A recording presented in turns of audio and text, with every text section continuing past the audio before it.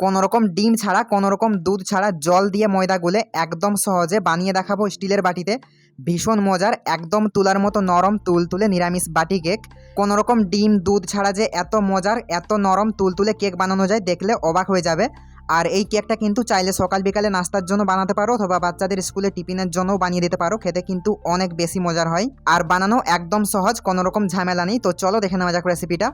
তো কেকটা বানাবার জন্য প্রথমে চুলায় একটা হাঁড়ি চাপিয়ে দিয়েছি। আর কেক বানাবার আগেই কিন্তু কেকের জন্য কেকের হাঁড়ি আর কেকের বাটিগুলো আগের থেকে রেডি করে রাখতে হবে। তো এই জন্য চুলায় হাঁড়ি চাপিয়ে দিয়েছি। হাঁড়ি গরম হয়ে গেলে দিয়ে দিচ্ছি বেশ অনেকটা পরিমাণে বালি। এই বালিটা কিন্তু সেই ঘর বানানোর জন্য যে বালিটা ব্যবহার করা হয় সেই বালিটাই নিয়েছি। আর কারোর হাতের কাছে বালি না থাকলে সেই ক্ষেত্রে যে কোনো লবণ নিয়ে নিতে হবে। বালিটাকে হাঁড়ি চারপাশে ভালো করে একটু ছড়িয়ে দিচ্ছি।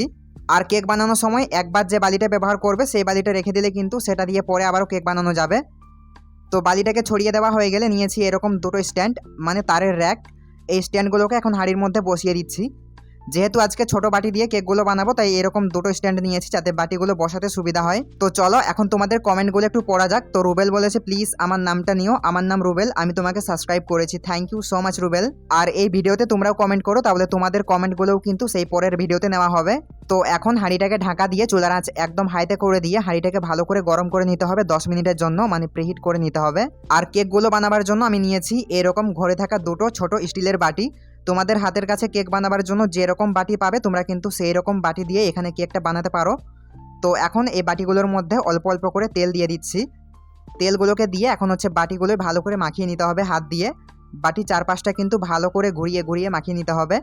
তো তেলটা মাখিয়ে নেওয়া হয়ে গেলে এখন নিয়েছি দুটো সাদা কাগজ। আর এই কাগজগুলোকে কিন্তু এরকম মুড়ে নিয়ে একটু বাটির মাপ করে গোল করে কেটে নিয়েছি।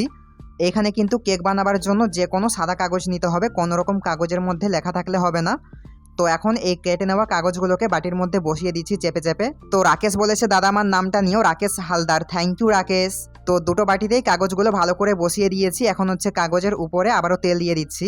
তেলটা দিয়ে আবারও ভালো করে মাখিয়ে নিতে হবে, এতে করে কিন্তু কেকটা বাটির থেকে খুবই সহজে উঠে আসবে।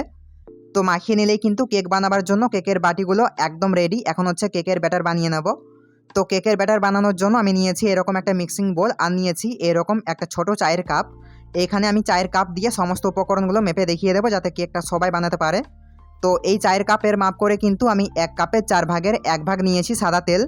আর এইখানে আমি রিফাইন্ড তেলটা নিয়েছি, যে কোনো তোমরা সাদা তেল নিতে পারো, তবে সর্ষের তেল নেওয়া যাবে না, সেই ক্ষেত্রে কেক খেতে ভালো লাগবে না। তো এরপরে নিতে হবে সেই চায়ের কাপের মাপ করে 1 কাপ চিনি। আর চাইলে কিন্তু এই চিনিটা একটু গুঁড়ো করে নিতে পারো, তাহলে চিনিটা গলিয়ে নিতে অনেকটা বেশি সুবিধা হবে। তো এখন সেই চায়ের কাপের মাপ করে দিয়ে দিচ্ছি 2 কাপ জল। আর যেহেতু আজকে কোনো রকম দুধ ছাড়াই এই কেকটা বানিয়ে দেখাবো জল দিয়ে, তাই আমি এখানে জল নিয়েছি, কোনো রকম দুধ নিইনি। তো 2 কাপ জল দিয়ে দিয়েছি। এখন সব কিছু একটু মিশিয়ে নিচ্ছি। মিশিয়ে নেওয়া হয়ে গেলে এখন ভালো করে এটাকে ফেটিয়ে নিতে হবে। এটাকে ততক্ষণ পর্যন্ত ফেটাতে হবে যতক্ষণ না পর্যন্ত এর মধ্যে দেওয়া যে চিনিটা, সেই চিনিটা ভালো করে গলে যাচ্ছে। 1 থেকে 2 মিনিট একটু ভালো করে ফেটিয়ে নিলেই কিন্তু চিনিটা ভালো করে গলে যাবে। তো 2 মিনিট আমি ভালো করে ফেটিয়ে নিয়েছি। এখন এর মধ্যে দেওয়া চিনিটা পুরোপুরি গলে গিয়েছে। এখন এর মধ্যে শুকনো উপকরণ দিয়ে দিতে হবে। তো শুকনো উপকরণ নিয়ে নেওয়ার জন্য আমি নিয়েছি এখানে একটা ছাঁকনি। তো এখন দিয়ে দিচ্ছি এর মধ্যে সেই চায়ের কাপের মাপ করে 2 কাপ ময়দা নেওয়া হবে বা দুধ নেওয়া হবে, ঠিক ততটাই কিন্তু এখানে ময়দাটা নিতে হবে। যেহেতু আমি এখানে 2 কাপ জল নিয়েছিলাম, তাই 2 কাপ আমি দিয়ে দিচ্ছি ময়দা।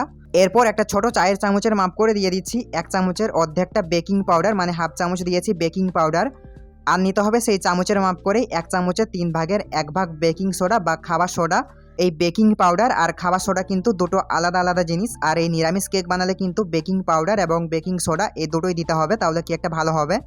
তারপরে দিয়েছি 1 চিমটির মতো একটু নুন। এই নুনটা দিলে কিন্তু কেকের স্বাদটা ব্যালেন্স থাকবে, তবে না চাইলে এটা নাও দিতে পারো। তো সব কিছু দিয়ে দেওয়া হয়ে গেলে ভালো করে এগুলোকে চেলে নিতে হবে। কেক বানালে শুকনো উপকরণ অবশ্যই ভালো করে চালতে হবে, এতে করে কিন্তু সব কিছু একদম ভালো করে মিশতে পারবে। তো তারপর দিচ্ছি এর মধ্যে 3 থেকে 4 ফোঁটার মতো একটু ভ্যানিলা এসেন্স। এই ভ্যানিলা এসেন্স দিলে কিন্তু কেকের মধ্যে খুব সুন্দর একটা গন্ধ হবে। তবে ভ্যানিলা হাতের কাছে না থাকলে সেই ক্ষেত্রে 1 থেকে 2টার মতো এলাচ নেবে। আর এলাচের দানাগুলোকে ভালো করে গুঁড়ো করে নিয়ে এর মধ্যে দিয়ে দেবে, সেটা দিলেও কিন্তু খুব সুন্দর একটা গন্ধ হয়। তো তারপরে নিয়েছি 1 ফালি লেবু। এই লেবু রসটা বের করে নিয়ে এর মধ্যে দিয়ে দিচ্ছি। 1 চামচ কি হাফ চামচের মতো লেবু রস হবে। কেকের মধ্যে যদি লেবু রস দেওয়া হয় তাহলে খুব সুন্দর করে এই বেকিং পাউডার আর বেকিং সোডাটা অ্যাক্টিভ হয়, ফলে কিন্তু কেকটা ভালো করে ফুলতে পারে। যে কোনো টক জিনিস দিলেই কিন্তু এই বেকিং পাউডার আর বেকিং সোডা ভালো করে অ্যাক্টিভ হতে পারবে। চাইলে কিন্তু ভিনিগারও দিতে পারো। আর হাতের কাছে লেবু না থাকলে কিন্তু এটা স্কিপ করা যাবে। তো সব কিছু দিয়ে দেওয়া হয়ে গেলে এখন ভালো করে মিশিয়ে নিতে হবে। আর এই কেকের ব্যাটারটা মেশানোর সময় একটু সময় নিয়ে 3 থেকে 4 মিনিট একটু হাতে সময় নিয়ে তারপর ভালো করে মেশাতে হবে। তাহলেই কিন্তু কেকের ব্যাটার একদম ভালো করে মেশানো হবে। আর সব কিছু একদম ভালো করে যদি মিশতে পারে তাহলেই কিন্তু কেকটা ভালো হবে, আর নাহলে কিন্তু কেক ভালো হবে না বা কেকটা ফুলবে না। আর এই কেকের ব্যাটারটা কিন্তু একদিক থেকে ঘুরিয়ে মেশাতে হবে। তো পম্পি বলেছে, দাদা আমার নামটা নিও, আমি ইন্ডিয়া থেকে দেখছি, আমার নাম Pompi, thank you so much Pompi, আমিও ইন্ডিয়া থেকে। তো সব কিছু একদম ভালো করে মিশিয়ে নিয়েছি। এখন হচ্ছে দেখিয়ে দিচ্ছি কেকের ব্যাটারের ঘনত্বটা কেমন হবে। খুব বেশি কিন্তু পাতলা হবে না, আবার খুব একটা বেশি কিন্তু ঘনও হবে না, ঠিক মিডিয়াম হবে কেকের ব্যাটারটা। তো কেকের ব্যাটার বানিয়ে নেওয়া হয়ে গেলে আগের থেকে যে কেকের জন্য কেকের বাটিগুলো রেডি করেছিলাম সেই বাটিগুলোর মধ্যে এই কেকের ব্যাটারটা দুটো বাটিতে অল্প অল্প করে দিয়ে দিতে হবে। আর এই ব্যাটার ঢালার সময় কিন্তু একটা কথা খেয়াল রাখতে হবে, এই বাটিগুলোর মধ্যে যাতে কোনোভাবেই ব্যাটারটা ভরে না যায়।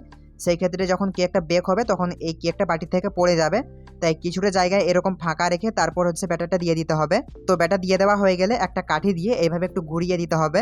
এতে করে যদি বাটির মধ্যে কোনো রকম বাতাস থাকে সেই বাতাসটা বেরিয়ে যাবে, আর বাতাস থাকলে কিন্তু কেকের মধ্যে অনেক বড় বড় ছিদ্র হয়ে যাবে। তো এখন কেকগুলো বেক করার জন্য আগের থেকে যে চুলে একটা হাঁড়ি গরম হতে দিয়েছিলাম সেই হাঁড়ির ঢাকনাটা তুলে নিচ্ছি।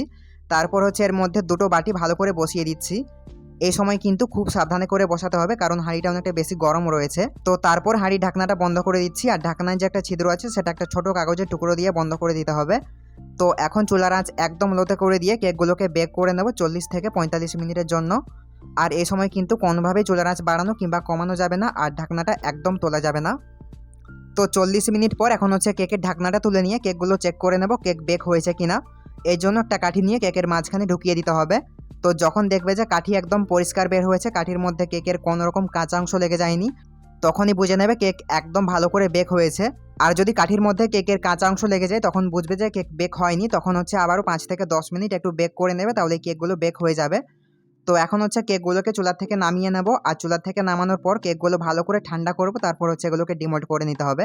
তো কেক যখন ভালো করে ঠান্ডা হয়ে যাবে তখন হচ্ছে কেকগুলোকে বাটির থেকে ছাড়িয়ে নেওয়ার জন্য একটা ছুরি নিতে হবে, আর সেই ছুরির উল্টো সাইডটা দিয়ে ভালো করে বাটির চারপাশটা একটু ঘুরিয়ে নিতে হবে। এতে করে বাটির থেকে কিন্তু খুবই সহজে কেকটা উঠে আসবে। তো ছুরিটা দিয়ে ঘুরিয়ে নেওয়া হয়ে গেলে এখন হচ্ছে বাটিটাকে ধরে হাত দিয়ে এইভাবে একটু ঝাঁকিয়ে নিতে হবে, তাহলেই দেখবে কেকটা খুবই সহজে বাটি থেকে উঠে এসেছে। তারপর কেক বানাবার জন্য যে কাগজটা দিয়েছিলাম সেই কাগজটাকে তুলে নিচ্ছি। তো দেখো কেকগুলো দেখতে কতটা সুন্দর হয়েছে আর কতটা নরম তুলতুলে হয়েছে। এই কেকগুলো কিন্তু চাইলে যে কেউ খুবই সহজে বানিয়ে নিতে পারবে, একদমই সহজে, কোনো রকম ঝামেলা ছাড়াই। আর এই কেকগুলো কোনো রকম ডিম ছাড়া, কোনো রকম দুধ ছাড়াও যে এত মজার আর এত সুন্দর বানানো যায়, দেখলে কিন্তু নিজেরাই অবাক হয়ে যাবে। তো চলো এখন ভেতরটা কেটে দেখিয়ে দেওয়া যাক কেমন হয়েছে। বাইরের থেকে দেখতে যেমন সুন্দর, ভেতরটা কিন্তু তেমনই জালিদার হয়েছে। তো বাড়িতে কিন্তু একবার বানিয়ে দেখো আর কমেন্ট করে জানিও রেসিপিটা কেমন লাগলো। ভালো লাগলে কিন্তু বেশি বেশি করে শেয়ার করে দিও, আর চ্যানেলটা সাবস্ক্রাইব করে নিও। তো চলো দেখা হচ্ছে পরের ভিডিওতে। আজকের মতো টাটা, বাই।